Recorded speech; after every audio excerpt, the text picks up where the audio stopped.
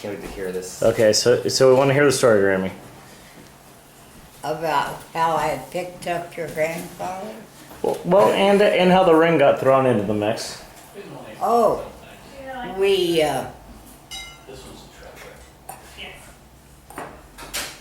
my mother, you know, had a cosmetic company. So she was out in western Kansas cleaning up her girls that were employed by her, that bought her stuff to sell. And I got on the train in Kansas City and took a seat alone. Daddy got on maybe he was on the train, I don't remember. But anyway, we rode the train, and we came to a stop, and I had a farmer and his wife sit with me. The wife sat with me and the farmer sat with Daddy. Then they got off, this other group was ready to board, and I told her, I said, I don't like these people's looks, and you and I have vacant seats. Would you mind if I'd come over and sit with you? He said, oh, I'd be delighted. So I did. And I introduced myself. And he introduced himself. And how we knew each other. And when I was 12 and 13 years old, I used to watch Herb date and run with the crowd that was across the street from him. And when he was waiting, he asked me to go to the movies with him. So when I picked him up, he had this ring on. He had bought it in the afternoon. Oh, it was. We had a great marriage, even if he drank the way he did, because at first I didn't understand alcohol.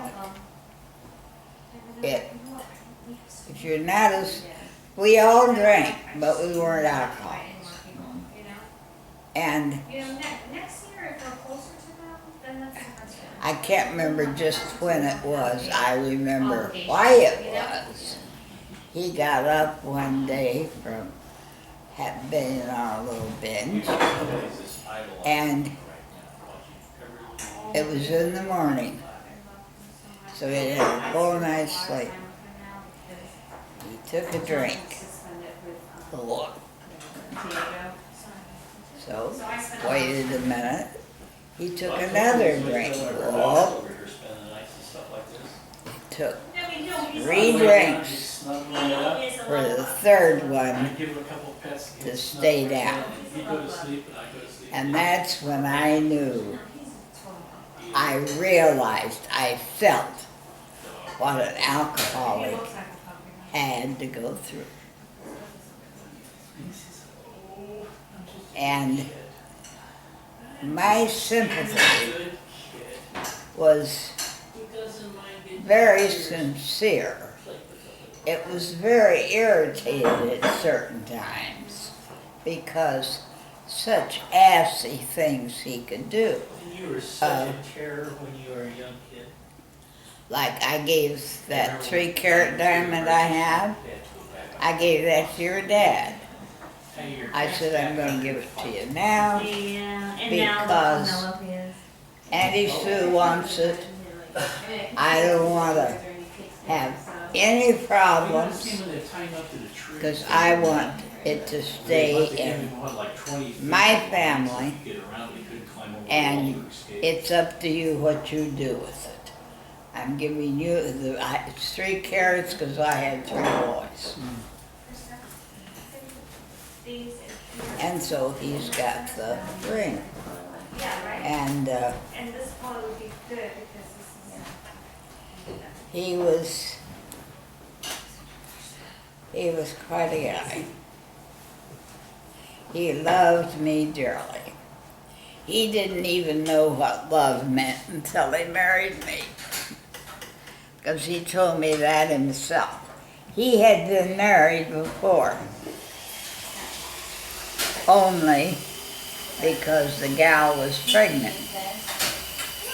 Her mother was a friend of his mother's.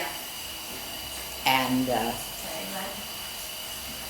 she'd come to visit because her daddy worked for the railroad, and she could go on the railroad anytime she wanted to for free. So she used to come and visit Daddy because he was traveling with the tobacco company. And she got pregnant. Then, after they got married, it became questionable. Did she get married because she was pregnant, or was she even pregnant? And she wouldn't speak to him, so he never knew for sure. No, we had a great time. And these are so sweet. It's a good group of stuff, huh? It's a lovely. There might be some more up there. I'm not sure. It's You know, I kind of lovely. pack everything away. It is just lovely. God, forgotten about that. I'm so glad that she gave you this ring. I mean, this watch. I'm surprised she did too, because she said that you wanted me to have it. This was probably, Oh, gosh, this was, we lived on Santa Ynez when I gave it to her. I would say this was maybe 2001 when she gave it to me, before there was any problems or there was anything going on. Yeah. Are you? And she said, you know, when I first moved down here, she gave that to me and said, your Grammy always said she wanted you to have this watch. And I was like, oh, okay, cool. You know, I didn't, but it was long before anything ever went south with her. Well, we went south before '01. No, I know, but not to the degree of where you're at currently. South, now, I'm not saying this because I'm nasty or because I'm trying to make an impression. I literally told her to go to hell. And I wanted, isn't that right, Jim? Yeah.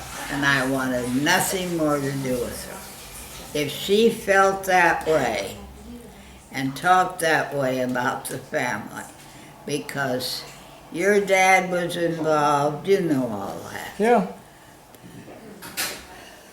But that would have been in '04, almost '05. Yeah, that was way she gave this to me long before that, when I first moved down here.